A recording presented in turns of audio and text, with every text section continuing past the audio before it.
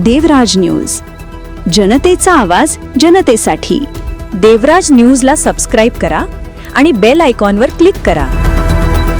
दरेगाव कोकण खेडे रोड परिसरातील नागरिकांना गुरुवारी सायंकाळी 7:30 ते 8 वाजेच्या सुमारास रस्त्यालगत बिबट्या फिरत असल्याचे दिसून आले।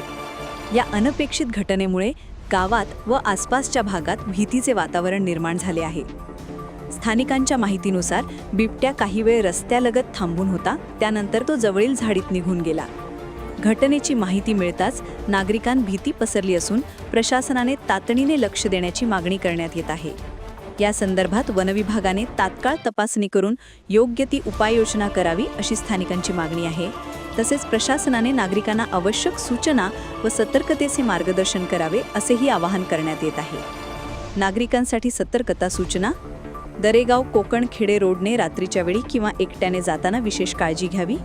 परिसरात कोणतीही संशयास्पद हालचाल दिसल्यास त्वरित वनविभाग किंवा पोलिसांना कळवावे। रस्त्यावर अथवा शेत परिसरात अनावश्यक वावर टाळावा।